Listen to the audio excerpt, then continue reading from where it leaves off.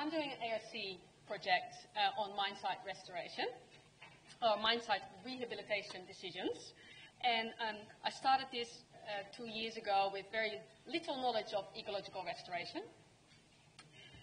But by now I've learned quite a bit, and what I find most interesting is all the various disciplinary viewpoints that are important in mine site rehabilitation.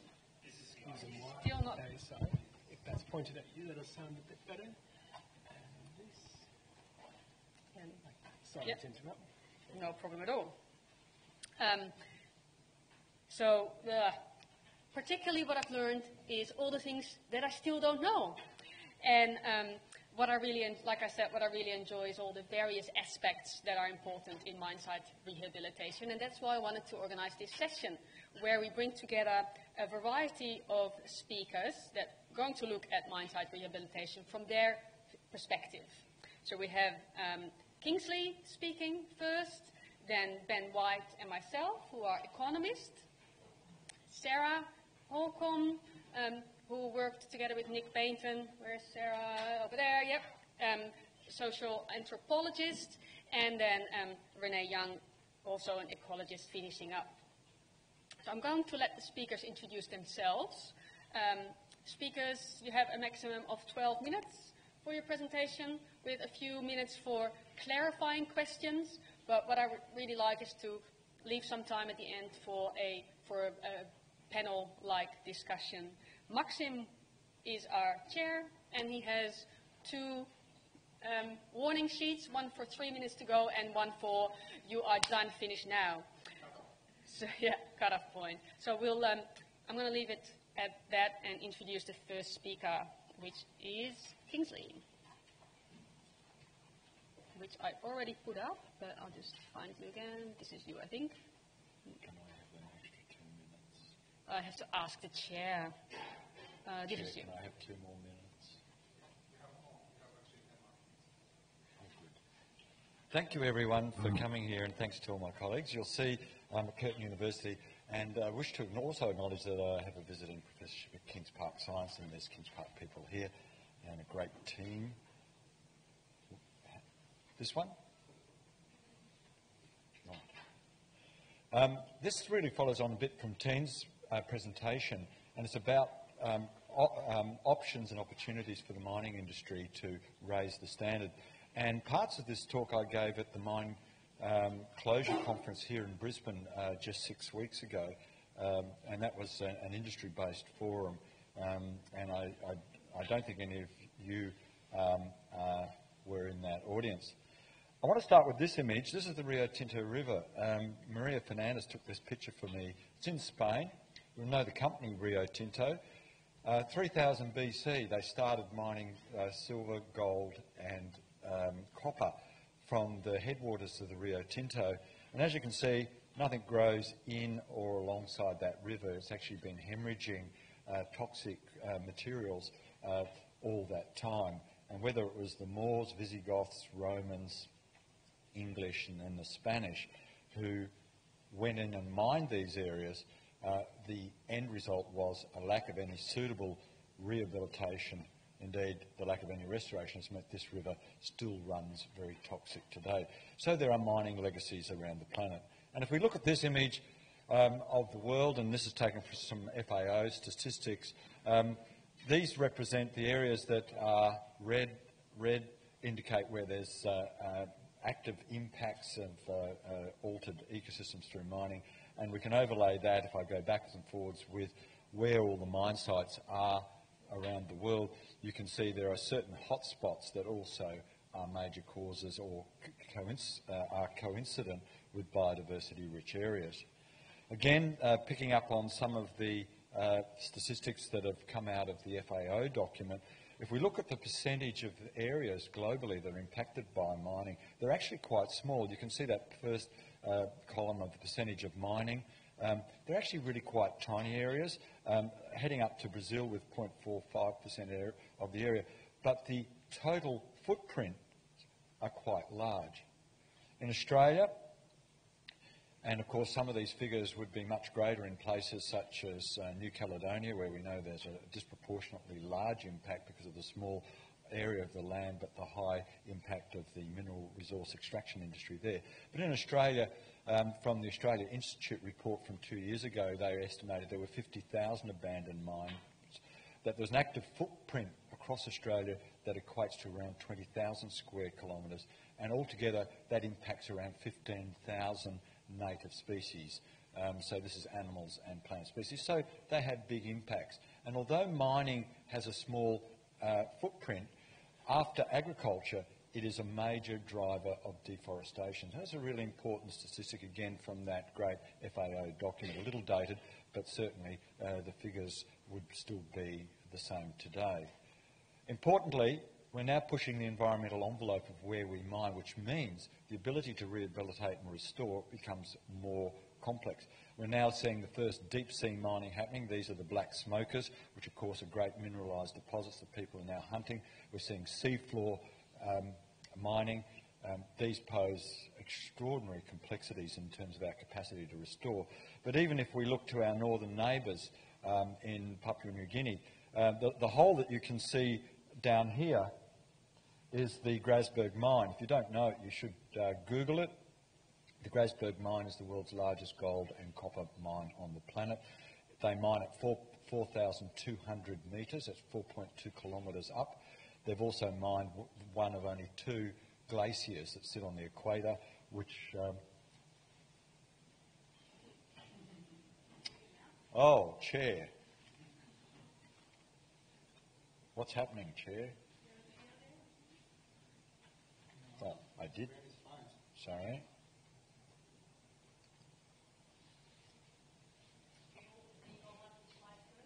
Yeah, I did. No, this is not. I've got multiple slides further.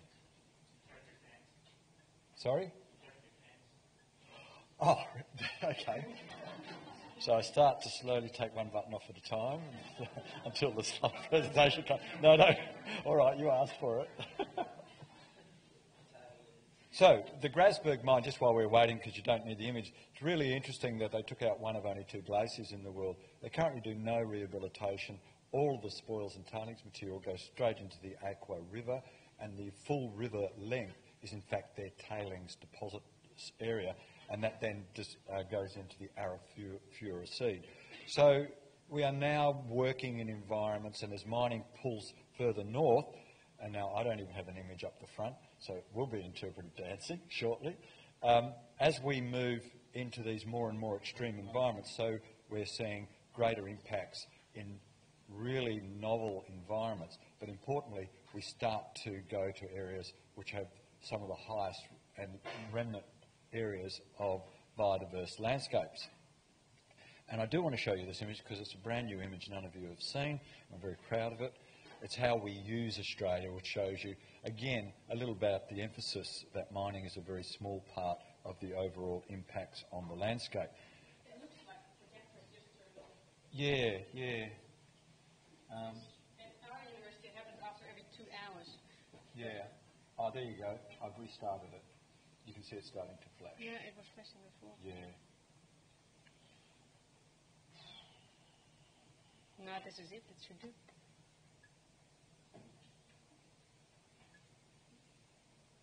There it is. It's starting. It's starting. Just don't touch. There it goes. Right. We're there. Yay. I think we were all too eager. And we got rid of the chair so I can speak for hours, you know. This is my image. I thank Shane Wright, who's a journalist of West Australia. He actually compiled this. It's a really great infographic of how we use Australia. And you can see what the big impacts are. That's our native cover that we've left. All the rest is what we've done. Oh, really? And guess where the mining is? There we are. Mining and quarries. We're fine. I solved it. Yeah. There's mining and quarries. So the argument might be, gee, it's a tiny footprint, why bother? And if you listen to somebody like Gina Reinhardt, the world's wealthiest woman, maybe someone we shouldn't all listen to, but she proselytises that there is a greater area of land under shopping car parks than there is under mining. But of course, where those impacts happen are unique areas. And this is an old image that I've shown of the 2,500 hectare hyper-diverse Bandel uphill area. It has an extraordinary number of species. If you follow this little image here from about 1998, you'll see the mining footprint in this remnant area, and that is a remnant area sitting in a matrix of agriculture, and these areas here are different geological formations. This is serpentine soils that are very rich in biodiversity, and altogether that 2,500 hectare footprint has 870 taxa, and these are the number of threatened species and declared rare species, so 10, probably the largest single impact that you have. So as we push into more and more extreme environments, and my colleagues from New Caledonia who are up at the back know that the intersection between biological values and the need for repair, restoration, and in fact avoidance becomes even greater. Of course, the cumulative impact of mining, this again is an older image from Western Australia. This is what is currently active, this is what's proposed. The cumulative impact of mining on the planet without proper rehabilitation and restoration becomes problematic. But one of the missing ingredients in all of this, of course, are the Indigenous values. This is Geoffrey Lee. He's a Jock senior. Jock, he's the last male of that entire family or language group in the Northern Territory. And this area had very high-grade uranium. He decided as the last living elder that he could have been rich, but he preferred the values of those landscapes. And of course, in mining restoration, one of the great and missing ingredients is the values that Indigenous people have. And in Australia, we're about to see two of Australia's very significant mines will be handed back in the next 5 years. The Ranger uranium mine in the Kakadu World Heritage Area and the Argyle diamond mine. They're both about to be handed back to their traditional owners, and the questions are asked, are these sites restored and in a safe and stable state where they've got their natural values for those people to move back on country. Now, it's not that we're missing opportunities in Australia, in fact globally, with certain levels of regulatory awareness. Whether that translates into regulatory action on the ground is another matter. This is the mine rehabilitation document from 2016 put out by the federal government, and they really pick up on the 4 key measures that mines need to consider, which is sustainable, they need to have stewardship, a failure means you create lasting legacies, and that importantly, that the operation needs, that rehabilitation restoration should occur through the life of mine. Now, these are guidance statements, they're not actually regulatory systems. It means what we've got is this image. So this is taken from Bradshaw in 1987. So this is the pre-mine system here. Mining, of course, reduces it to ground zero. You then can go back and restore that site, which is a rare example. You can try a rehabilitation where we get a number of opportunities globally in mining, but invariably mining sits somewhere down here with a few notable exceptions. They're the companies that win the big awards. Mining sits down there with very little evidence that we're actually moving up on that process. Why is this? Well, if we look at the key parts of the mining restoration continuum, you go from approvals through to restoration. There's mine planning and mine operations. And what we have is a very strong focus on getting the approvals. Then it locks into a closed loop in this part. And mine planning through mine operations creates a rehabilitation environment which is safe, stable and non-polluting. Importantly, what we believe needs to happen is more active and dynamic connections through these processes. And how do you do that? Well, currently, mining regulation globally is deficient in enabling those systems to be live and feed business back through to regulatory authorities and back to the community. And so what we propose is that the national standards provide exactly those sort of key opportunities. The national standards in their 2nd edition and now the international standards have sections devoted to mining impacts. And in this document, which is built with a whole range of NGOs, there are 6 key concepts. I won't go through these in great detail because we've heard some of those. The appropriate native reference ecosystem, and we acknowledge that in mined environments there can be altered substrates, and the team this morning spoke to how you may need to honestly recognise other systems that could go back into those sites.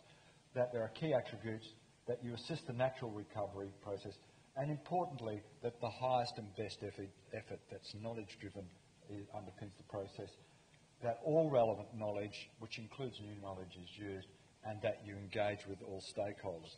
Importantly, it gives an opportunity to measure your capabilities using the recovery wheel, which is now also a phone app, which looks at the 6 key attributes of a system that you can then use. And what you do is, this is a site that's on its way to a 3 to 4 star recovery. That's what you would aim to do. Importantly, the standards are across all ecosystems, all sectors, and what they do is they create effective, efficient and engaging outcomes.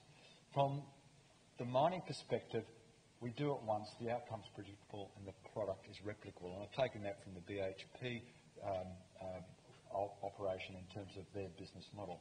And it also drives a culture of evidence-based decisions. From a regulator perspective, it also provides that resilient, biodiverse environment and feeds back into the social licence to operate. I think I might leave it at that stage, and I don't think I have time for questions. Thank you.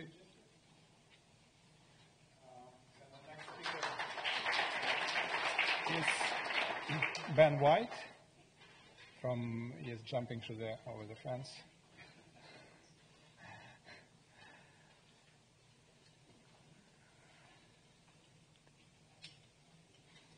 Every presentation called main presentation, so.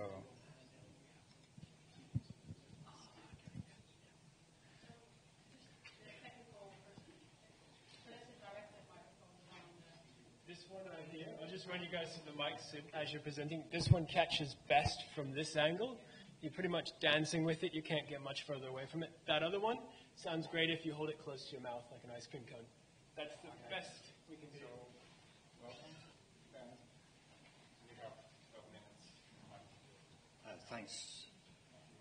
Thanks, Maxim.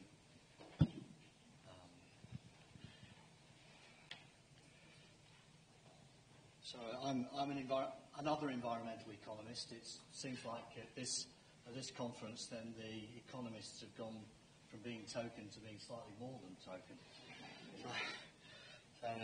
So that's always good to see. So my talk is going to be about environmental policy for mines, and I've asked a question, or I asked a question when I put the title together about why is efficient policy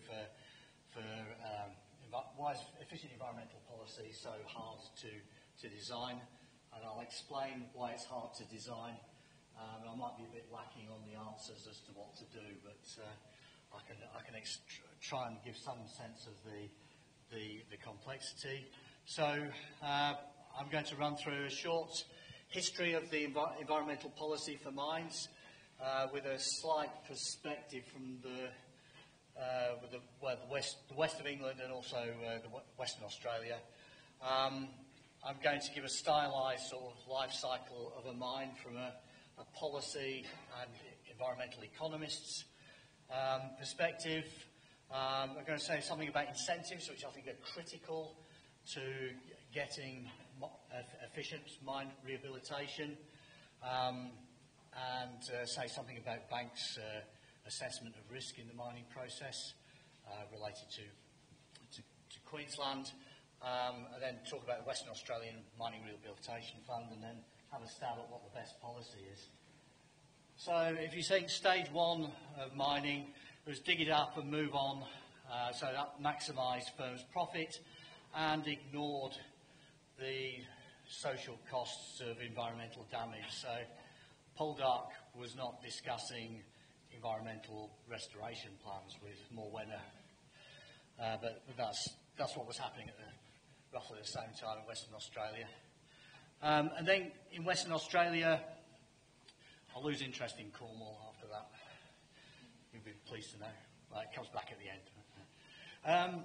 Okay, Western Australia 1978 Mining Act, which introduced the unconditional performance bonds and introduced some idea about having an environmental contract so that something was agreed and something could then be signed off on at the end, although very few mine sites ever got sign-off. So I'll come back to that. And then in Western Australia in 2012, there was an interesting departure from the rest of Australia, which is where the Mining Rehabilitation Fund Act was introduced and passed. And in 2013, then $1 billion of bonds were retired, and there was a switch entirely to charging miners for disturbed land. And so we'll come back to that later. So it's very, very interesting in Western Australia. There was a switch from a bond policy to a disturbed land tax, and there might be some good reasons for doing that. So here's the Economist version, the life cycle of a mine. So what are these time periods? So T0, mining starts, and then T2 is when mining stops with a bond scheme. It should probably stop earlier if we took into account all the social costs, but I'll show you that in a second. Things tend to become dangerous in middle age. So mines in middle age are dangerous because that's when there's the biggest incentive for a mining firm to either head for care and maintenance or disappear from the planet. So that was the original justification for bonds. So if you think about this stylized model, annual profit starts, rises, and then falls over the life of the mine. Social cost of damage for many mines sort of increases as extraction progresses. At the same time, the rehabilitation costs are building up, but there's not necessarily any rehabilitation going on. It's just the costs are accumulating. This is becoming more and more expensive, and it's that amount, roughly, that determines the bond amount. And that amount there is accumulating until you get a rehabilitation cost, and then after rehabilitation has started, then you get a reduction in the social cost of damage. But there's always as Kingsley said, there's always this permanent effect that carries on after mining. You know, the Romans did some mining in Spain, and the damage is still ongoing. So you tend never to completely restore it for more rehabilitation. Going back to T1, that's probably the point when mining should stop, because the profits are not justifying the social damage. But the place where mining often stops is where it's optimal with a bond amount, which is a bit later. Okay, I'm an economist. I have to have a couple of equations. I'll give you the verbal version in the next slide, but I'd just like to highlight a couple of points. So, from the firm's perspective, firms generate profit from mining, and they incur costs from restoration, rehabilitation, and then what you have to think about is, well, what's the benefit of doing restoration? If you've got a bond policy, then it's some idea about the bond amount and thus the service charge that a big bank such as Commonwealth Bank, you get a benefit because you've got a reduction in your costs. But if the bond amount is not able to adjust through time as restoration is progressing, then there's actually no incentive to do anything. And I view that as a big problem with bond policies.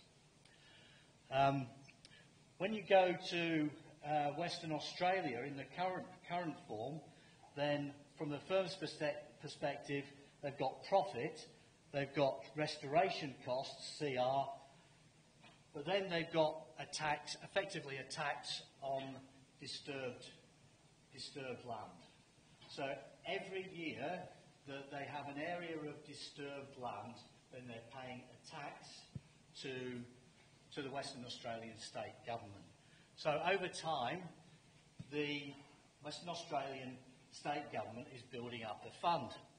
Now, this idea is not new. It's actually thanks to Arthur Cecil Pigou, Cambridge economist, who invented the word externality and also introduced the idea of a Pigouvian tax that mining firms should be charged for causing external costs.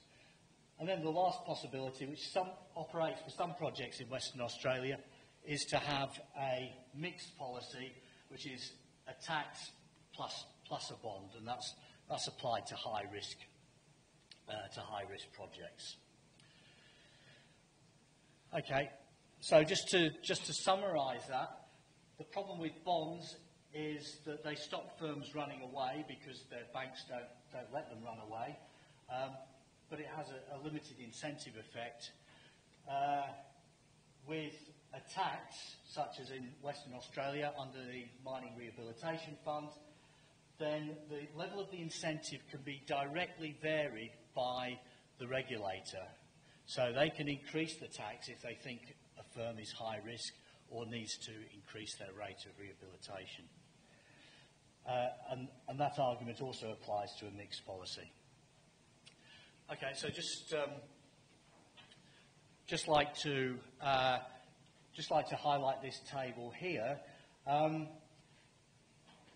What do banks charge for providing surety in the form of a mining bond? Well, it depends upon your credit rating.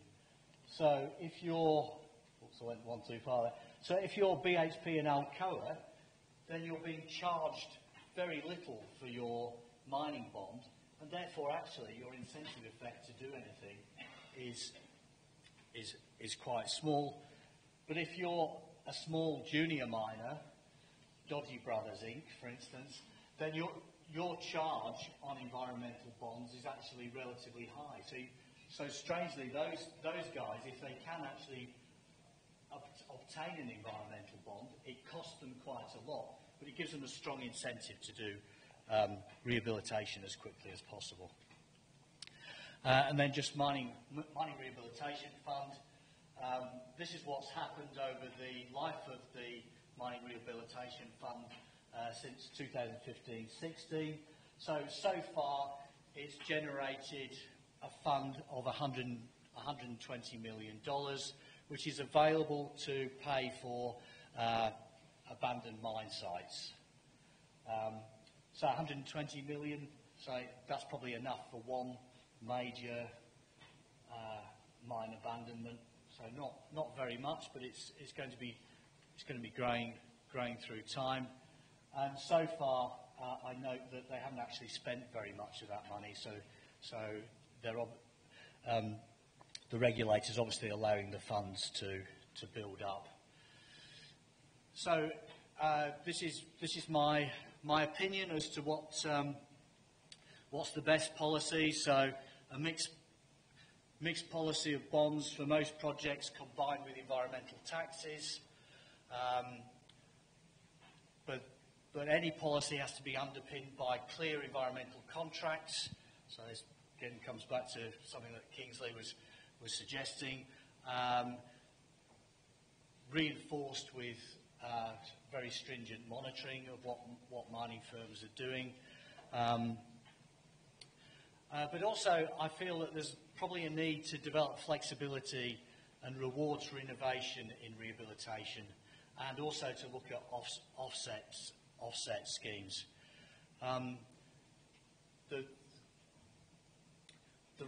The reason is that it's quite often much cheaper to restore wildlife away from a mine site on some beat-up old agricultural land than it is actually at the mine site.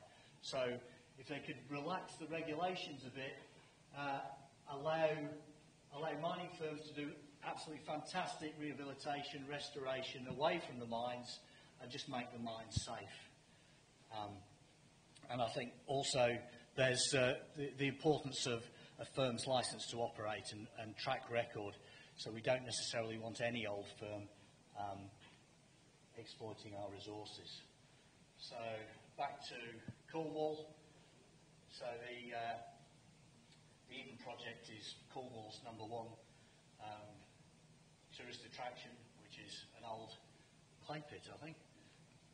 And then in Western Australia, the WA Goldfields is the super pit's the #1 tourist attraction, but that might say that there's perhaps not much going on in the Goldfields.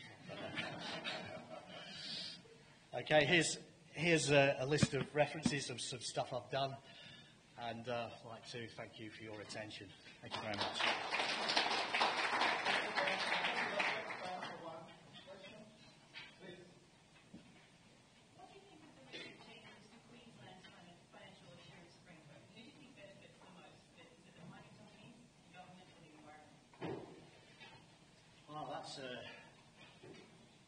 That's a tough question. I have looked at the report to get that table. I don't think I could really say. I did notice that there doesn't seem to be any attempt to introduce a tax on disturbed land. Yeah, it seems to be they tried to cash payment systems where they wanted the incremental cash payments with the addition of bonds over the high risk sites. The great thing about a tax is it actually does generate funds directly to the regulator, which they can use for abandoned mine sites. Thank you, Ben. Thank you. Next speaker is Marit. Everyone.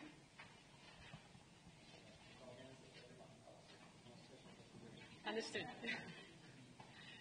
Yeah, so we're flying through the presentation, so so that we have 15 or maybe more minutes left at the end for discussion about everything you hear today.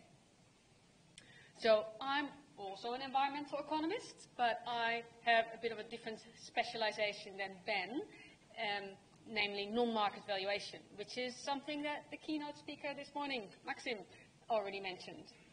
And in case you hadn't noticed, we're actually all from the same school of agriculture and environment at the UWA. And I believe we're the only 3 economists at the conference. So if you have any economic questions, you know who to ask, the 3 of us. So as I said, I'm doing a DECRA project, and I'm looking at different mine site rehabilitation options. And there's lots of different ways we can rehabilitate mine sites. And from an economics perspective, we need to find out what's the best possible strategy for rehabilitation. And to make that decision, we need to know from an ecological restoration perspective or rehabilitation perspective what's possible from a biophysical perspective. But as economists, we also look at, well, what provides the highest value to society? What's the rehabilitation scenario that we as a society value most? So what's best from a feasibility perspective obviously depends on the ecosystem conditions, the environmental conditions, geophysical, also the financial situation of the firm. Are they able to afford different types of rehab options? And what we're after. From an environmental economics perspective, we're looking at the multiple values that are provided by mine site rehabilitation. And Maxim mentioned a few of those. Their values are anything that people derive welfare from or derive utility from, are different words that we use as economists. And they're things like biodiversity, but also cultural values, recreational opportunities, and jobs. This photo is from New South Wales, which I found on a website that provides tours, excursions through this old mine pit. So my premise is that economics can help to make more efficient decisions, better decisions. Efficiency is about reaching your desired outcome at the least amount of resources put in. So it's not necessarily it's not necessarily using the least amount of resources. It's the least amount of resources to achieve that desired outcome. So we need to know what that desired outcome is. And to help make a better decision, we want to evaluate all the costs and benefits associated with the different rehabilitation options. And this is what most of my work is about. I find this really interesting because it involves collaboration with scientists, social stakeholders, and economists. Because we need to know what's scientifically possible, and we need to know what society's values are for these affected and rehabilitated landscapes. And what I'm really here for this week is to advocate and to show you that economists care about a wide range of values. So often people think, and hopefully you're not in that field, but often when I talk to ecologists and biophysical scientists, they think economics is purely about financial values, market values, which is what's captured on the far left-hand side, what we call direct use values. They're things like agricultural yields, harvesting forest products, extracting resources from the ground in a mine. Recreation is sometimes also acknowledged, but economics is about a lot more.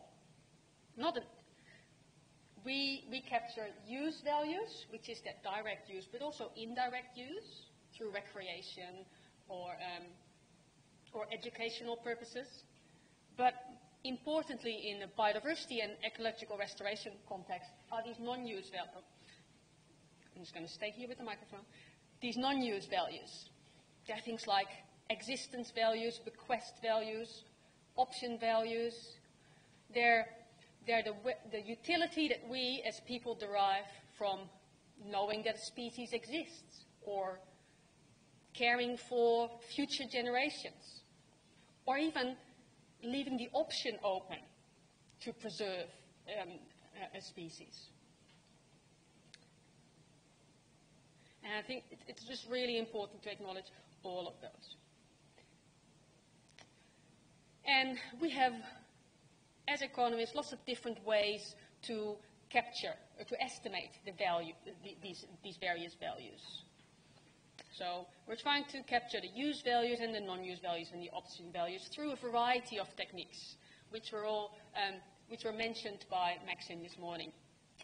When I work with a group of ecologists here at the University of Queensland, and they call these techniques willingness to pay studies. You may have heard that term.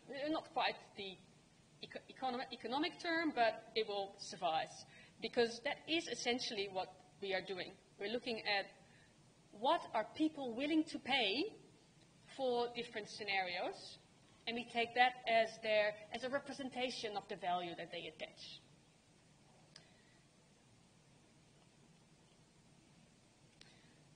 So my premise is that choices about rehabilitation need to consider which of the different options provide the highest value to society. And those values can be estimated through different techniques, which were flashed on the screen this morning. Just looking whether Andrew is sitting here. No, so I only wanted to show you one example, which is not an example that I've done, because I haven't actually reached that stage yet, because it's proving a lot more challenging than I was expecting. This example is a choice experiment. Choice modeling, it was called this morning. And what we're showing is, this is Michael Burton's study and Ben. What it's showing three different scenarios for rehabilitation. The current practices and two alternatives. And these three scenarios are described in terms of biophysical outcomes. We used a couple of different characteristics. And a monetary characteristics, which here is additional royalties that will be paid to the state budget. And people are asked, well, which one of these scenarios do you like best? So they choose one of them, and by making that choice, people implicitly look at, okay, which level, how do I trade off, okay, to go from 100% to 50%, but I'm getting 100 million more in state royalties. They're making trade-offs between all these different characteristics, and we can use statistical modeling to then determine what are the values that people attach to, for example, these characteristics. And they can vary in the specific study that you do. You don't even have to include a monetary attribute if you don't want those values expressed in monetary terms. But I think that monetary evaluation is very useful because if you have values in a monetary unit, you can directly compare them to the cost.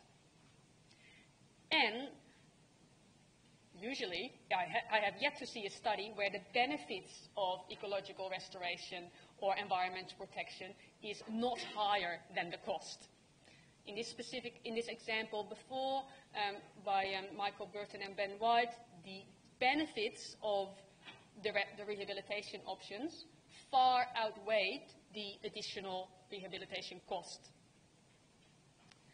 So our position is that cost-benefit analysis can lead to much more efficient decisions because you're not just looking at the cost but also at the value of the benefits provided. Now, the problems that I'm facing in my own work at the moment is that it's not yet known what's exactly possible in the mine rehabilitation front. And also we don't know yet what aspects, what characteristics of that rehabilitation are actually important to the public. So those are my next steps in the research. And that's where I'm leaving it for questions.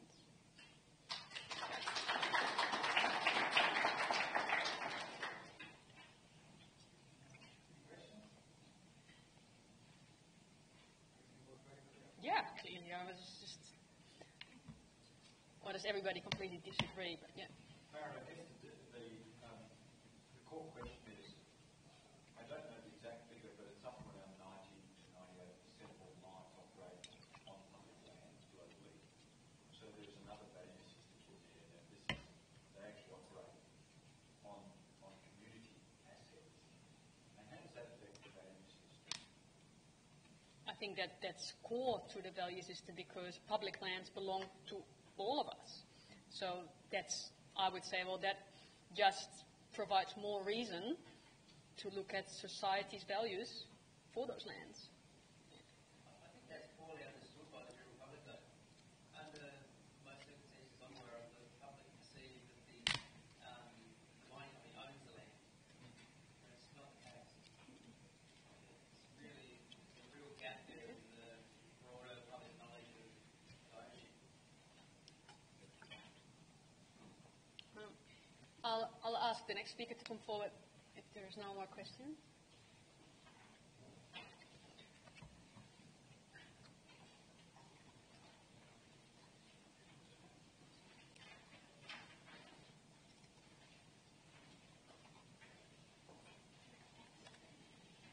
Thank you. Just do I use a pointer or? You can if you want to. I'll just use the arrow. I'm never very good with them, but... No, I think I'll just use the arrow. Okay, thanks. Hello, everybody. I'm one of those breed of social anthropologists who's done a lot of applied work and also a lot of academic work. I'd like to begin by paying my respects to the customary landholders of this area that we're meeting on this week. Okay, I'm going to be talking about the social dimensions of mine closure. So the social dimensions of resource extraction have always presented a major challenge for the extractive industries. These dimensions include the social and economic impacts, human rights and gender considerations, cultural heritage and human development, among others. These challenges and risks are particularly acute toward the end of project life cycle when multiple pressures align.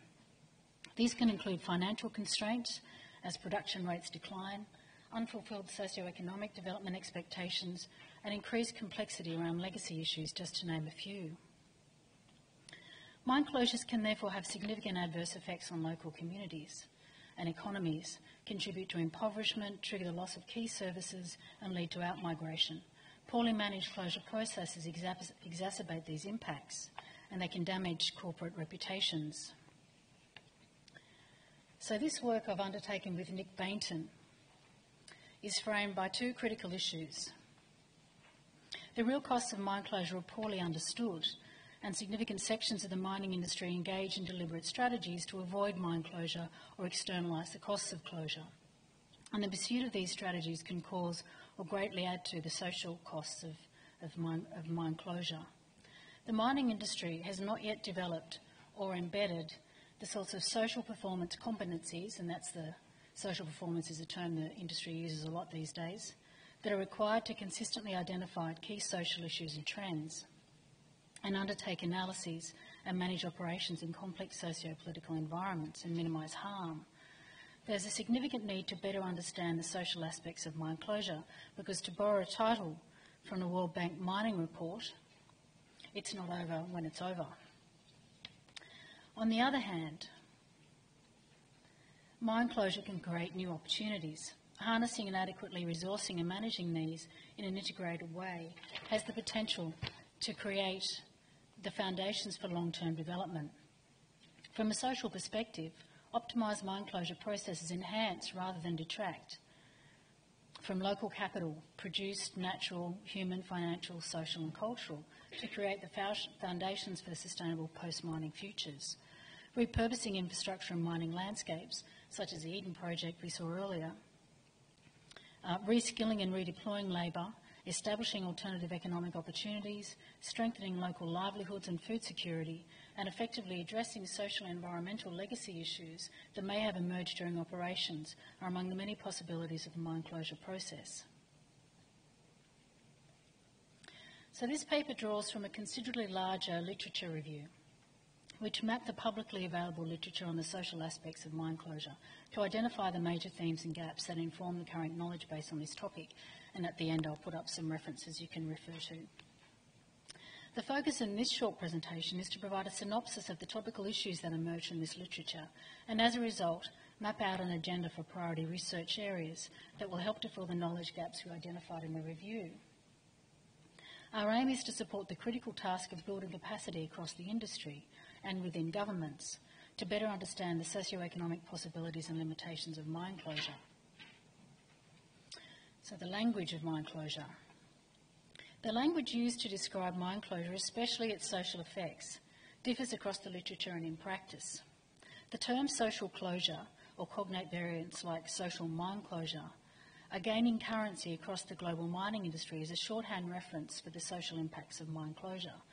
One of the earliest published examples appears in a paper by the ICMM, the International Council for Mining and Metals, at the inaugural annual International Mine Closure Conference in 2006, where it was used in the context of integrated mine closure planning. Most recently, so that identifies how recent this issue is within industry focus.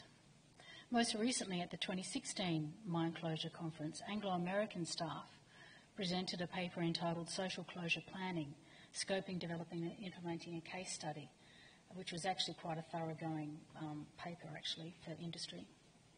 These attempts to bring the social into focus are a corrective to the predominance of the mine closure literature and planning paradigms and the technical, environmental and physical impacts of closure. There are, however, some inherent limitations with this shorthand term.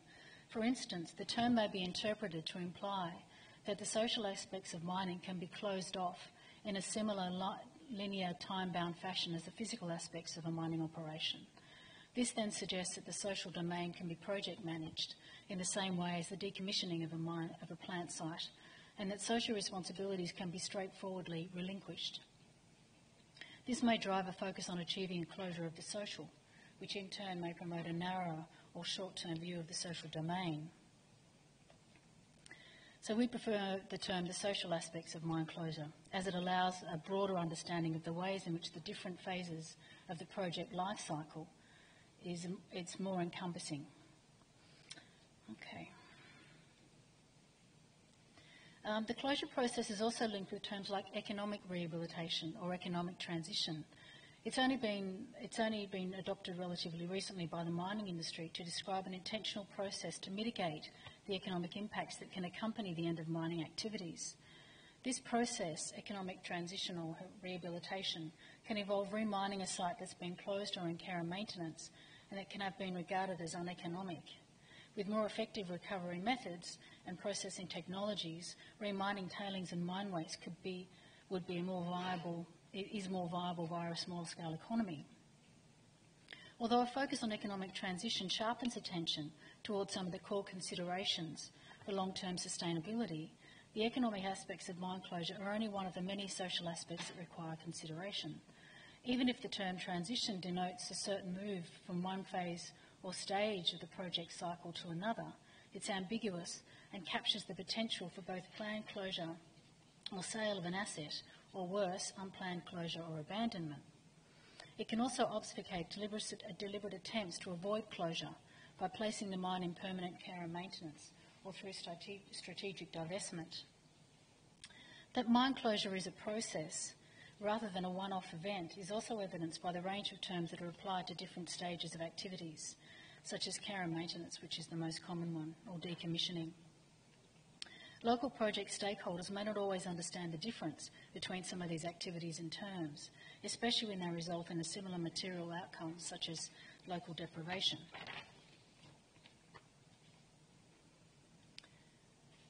Okay, the publicly available literature on the social impacts of mine closure can be grouped in terms of industry-oriented material, policy documents, guidelines, toolkits. There's heaps of that sort of material, and peer-reviewed journal articles and scholarly literature books, which there's very, very small information. They're very limited. And also applied international conference presentations and published proceedings of those. Okay, so I won't read these out, but this is the industry-oriented literature. Most people have probably heard of the Breaking New Ground report, the MMSD finding, which is quite widely referenced. Okay.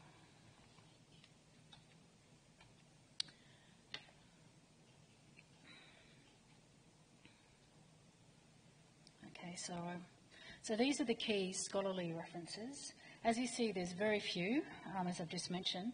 So this same point was made by Carolyn Digby during her keynote at the 2012 annual Mine Closure Conference, which was probably at the Eden Project, actually, given that she was one of the advocates for that project. When she observed that even a cursory scan of the table of contents of the proceedings of this conference over the last 7 years indicates how little attention has been shown to the people's side of mine closure. Likewise, Stacey and others, in a paper from South Africa, found that the social aspects of mine closure have historically been underplayed and under-researched. There is, however, a wealth of research and published material on the socio-economic, cultural and political impacts of mining, much of which could inform research and planning on the process of closure. Our review primarily draws upon literature from the late 1980s to the current time of writing, which is now. Our review, which partly reflects the period when the social dimensions of mining started gaining more industry and scholarly attention. Most of the research and case study material can be found in these three main sources. They're the annual conferences, which are pretty problematic because community members can't tend to go to those. They're very expensive, and it's mainly industry who can afford the very high fees. And Indigenous people would very rarely go to those conferences. And you've got scholarly journals, which is, resources policy in the extractive industries and societies, the most common two journals, and two edited volumes, one from 1992, which was a comparative. So that's the Neil, I can't say that, that's a Swedish name, I think, and Bradbury. That's a comparative between Nordic countries, Canada and Australia. And Kieran Farkley had quite a lot to do with that book. And also the Killing and Sand Loss, more recent book, which is from Canada from 2015. And also the only single-authored ethnographic monograph around mine closure is from Minerva Chopping March in the Philippines. I've just written a review of that book. It was a very good book, but very poorly edited, unfortunately, by Routledge. It's a really small book, reduced from a PhD down to 130 words or something, 130,000 pages. I'm sorry, 133 pages. A very small book, it's like a pamphlet. Okay, so these are the themes to emerge from the literature, and I haven't gone into these, but they were divided into process and procedural themes, and there was a lot of focus on integration and sustainability, stakeholder engagement, baselines, risks and impact assessments, governance processes in the state, and then the topical issues we identified were housing and town normalisation, infrastructure and service provision, economic linkages and transitions, Indigenous engagement with post-mining land uses, local level agreements with communities and affected landholders, and mining infrastructure as cultural heritage, which is an emerging area in Australia, but quite a big field in the US, Canada and Europe. Okay, so our 4 key findings. Okay, so we draw 4 key conclusions or findings from the review. The first is that the knowledge base on the physical aspects of mine closure is significantly deeper and more developed than the social aspects. That's pretty obvious.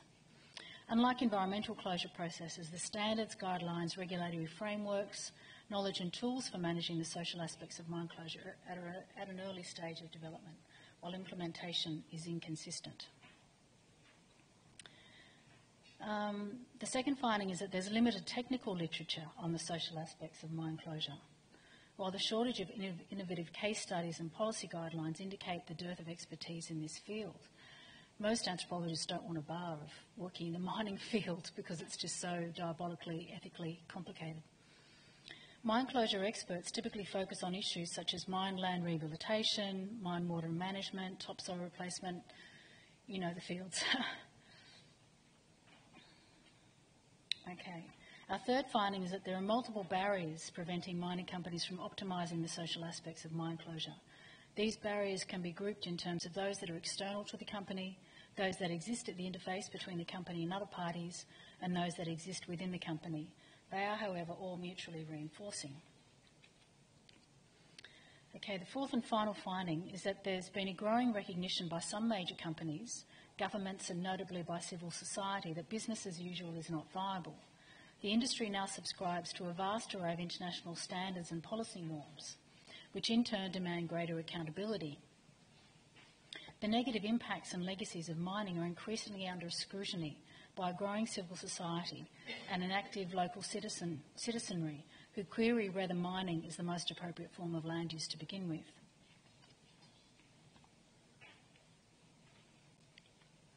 Okay, I'll just briefly conclude.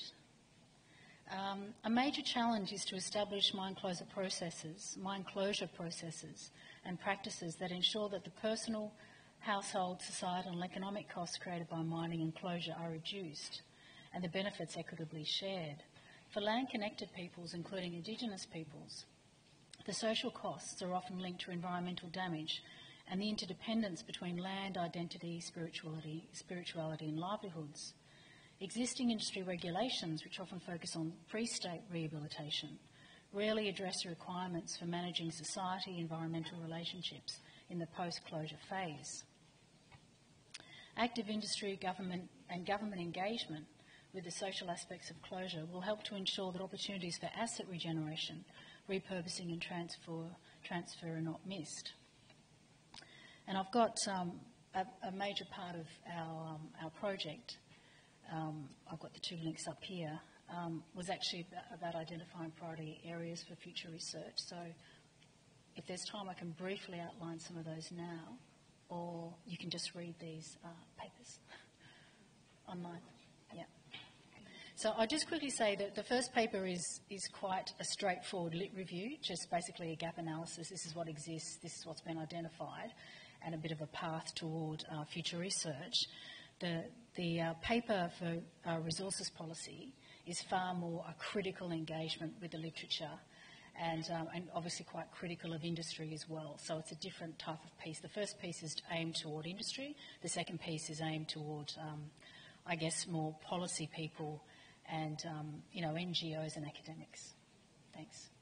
We have time for a few questions. Do you have any questions? Just on the reskilling side of things, Mm. I think there's been a lot of examples where the attempt to apply unrealistic reskilling of staff.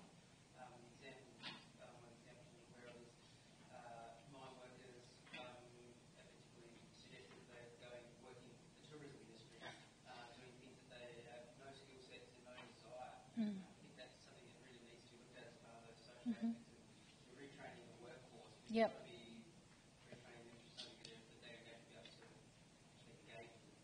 Well, look, this is even a bigger issue with the digital disruption and the fourth revolution, which they're talking about, the digital revolution, and its impact on the industry as well, the mining industry. So that's going to be across the board, actually, the reskilling even to work with industry, to remain working with industry. But that's right, that's on a site-by-site basis, the issue that you're talking about. So it's true, I don't know if there's a lot of literature, actually, around that reskilling area, because the industry itself is very ad hoc in terms of how it engages. And obviously there are some majors like Rio Tinto, Anglo-American, who do have global standards. Those standards are applied differently depending on the jurisdiction they operate in, obviously. We've seen that within, BHP, the way they operate in Australia is quite different to the way they operate in PNG. That is sort of shifting. So, yeah, I think there's definitely a lot of scope there, but yeah, I don't know if there's much literature at all around that issue. And case studies. I mean, that's what we really need, and it's about the mining company being prepared to expose themselves, for want of a better term, to critical inquiry. And they're not prepared to do that. And junior mining companies absolutely are invisible on this stage. It's a major problem. We've got a small project. Well, I've got a small project in the Northern Territory with the Northern Territory Iron Ore, which is a junior, although they're technically probably not because it's a major conglomerate. I don't know what you call this particular company, but they salvage assets. So, yeah, but trying to get some visibility is a major issue. I guess it was, you touched upon it, which is the social perspective at the London and the American board tables seems very lofty. But when you get down to the mine sites, there's a very great disconnect. And so in your reading and analysis, you've got evidence of that disconnect? In terms of case studies, there's always a major issue, and this is something that the Centre for Social Responsibility in Mining is increasingly moving towards, and that is implementation of these voluntary standards. And although these standards, like the ICMM standards, which include, policies even around engaging with Indigenous peoples, following the UN Declaration of the Rights of Indigenous Peoples and those sorts of things, they are very lofty. And they actually even have to, in their annual sustainability reports. Actually, this is interesting from an economic perspective, this counter-accounting. I think I mentioned this briefly to Marit before, maybe. And there's some really interesting material coming out where it is being investigated. So all these lofty standards and these sustainability reportings, which are very glossy, and it's a form of corporate narcissism that sort of, operates in these glossies, and how they apply at a local level. It's like a form of shadow reporting that happens at the UN in Human Rights Council speak. And there's some interesting papers with this counter-accounting that actually does actually really focus on, well, this is what you say here, this is what you've said in this report, but actually this is what's happening on the ground, and this is what NGOs are saying is happening on the ground.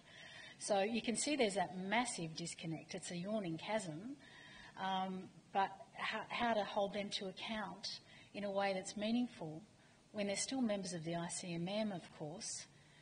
I just don't know how to engage in that space and be listened to and have credibility, amongst the NGO set as well as amongst Indigenous peoples, as well as amongst the industry, when there's just different dialogues going on, really. It's tricky. Thank you very much.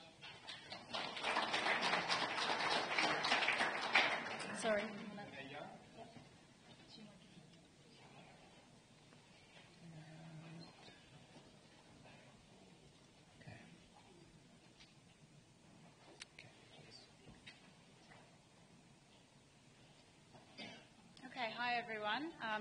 So today I'm going to present an overview of a framework that we've put together to develop completion criteria for mine sites in Western Australia.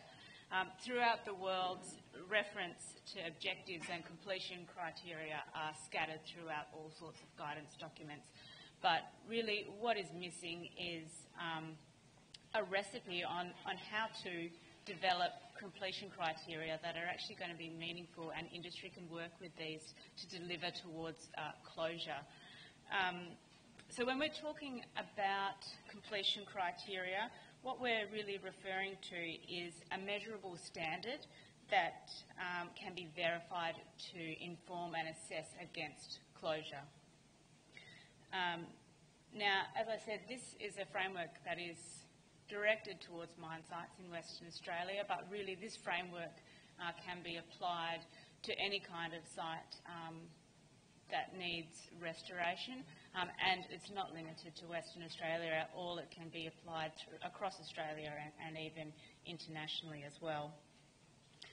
So my name is Renee Young. For those of you that don't know me, I'm the Centre Manager for the ARC Centre for Mine Site Restoration at Curtin, and I'm also the Project Manager for this WOBSI completion criteria project. I'd like to acknowledge my colleagues that have worked with me on this project. It's been a true collaborative effort, this one. It's a complex project, and it's a sizable one. And we have had research institutions, industry and government all working together on this project to provide a resource that's going to provide better biodiversity outcomes for Western Australia. So it's no surprise. The mine site restoration has been in the media a lot over the past 12 months. And not just in the media, it's being picked up. Government and the federal government is paying a lot of attention to this. A couple of examples is the Senate inquiry into mine site restoration, and just recently the Resources 2030 Task Force. And one of the big things that comes out from these kinds of inquiries and media attention is that we need better guidance material for the development of completion criteria to feed into industry. So this is an overview of our project structure. So basically, the number of West Australian government agencies identified that gap and recognised that WOBSI, so WOBSI is the West Australian Biodiversity Science Institute, was the right body to lead this project. And WOBSI put together an industry advisory group and a research steering committee and a project coordination group to deliver the project. So as I said at the start, this is a big collaboration of people working together with this, and kind of emphasised through this slide through our research steering committee, which involves all of Western Australia's universities and a number of government agencies and CSIRO and Kings Park, and also a number of industry partners as well. So today I'm just going to talk to you really about the framework development section, which is a section that I've been working on primarily. This is a quick snapshot of what the framework looks like. We'll go through each of these in a little bit more detail in the coming slides.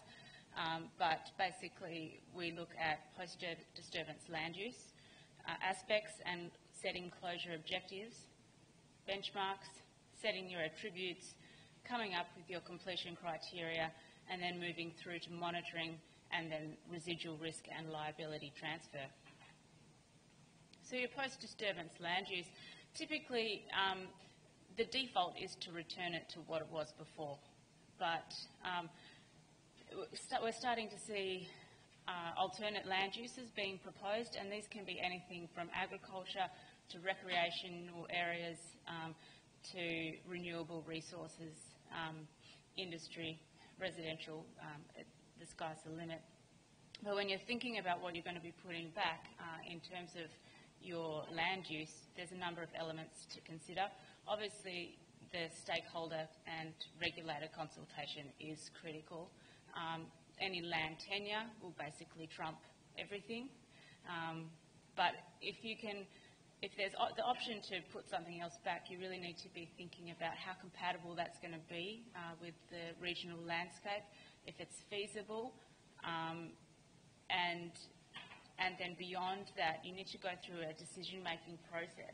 And this is really important because it's not just about selecting something that you think is appropriate, it's about documenting, justifying and explaining the decisions behind that, because you're going to need that information as you go through the closure process.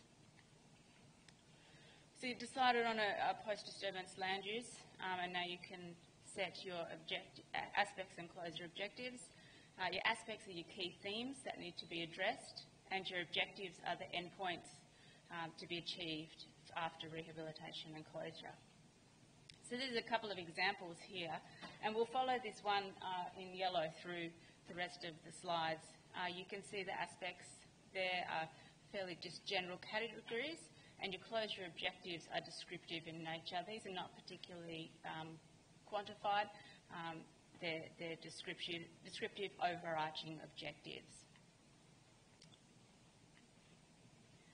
We can then identify the benchmarks. Now, benchmarks can be there can be a range of benchmarks, and it really depends on the site attributes and what conditions you've got available. So often you'll use a reference site, so something that's similar in the natural environment or baseline surveys. It could be the current best practice. It could be a similar mine site that's performing particularly well, or if you're looking at an alternative land use, one that's similar close by. So again, and then you can select your benchmarks and document, explain and justify your decision about what your benchmark is. We can then assign the attributes. Now, the attributes is the specific parameter that is able to be quantified and verified when it has been achieved. So just using our vegetation community example that we started with, the attribute here that we've listed is species richness and plant density. And obviously that can be measured. That's what we're looking for here in the attributes. We're looking for characteristics that we can actually measure. And then in this part of the framework, we have a risk-based prioritisation. And when talking about risk-based prioritisation, what we're really thinking about, what is the risk that attribute will prevent the fulfilment of the closure objective. So it's really about linking this attribute back to those original closure objectives you set at the start. And then you can assign a risk rating based on any sort of similar kind of risk matrix that you all be familiar with. Following your setting of your attributes, we can now set our completion criteria. So using all of the information that we've built up over the first 4 stages of the framework, we can set them. And what we want with a completion criteria is something that can be a measurable standard. They should be quantifiable, and we need to be able to be capable of objective verification of those completion criteria. So the kinds of things that you'll be including when you're developing these is the surrounding literature for your completion criteria. You need to be thinking about the kinds of indicators that you're going to be using. So whether these are direct or indirect indicators, whether they're leading or lagging indicators, really requires some careful consideration.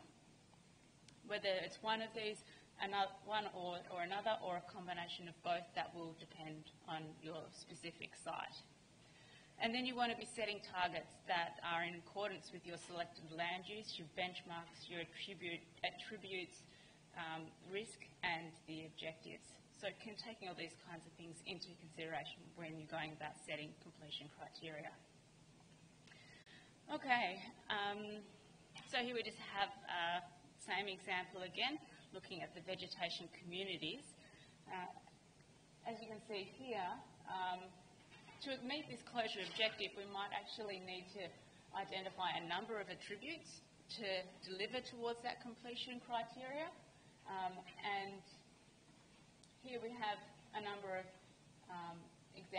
completion criteria that have been developed.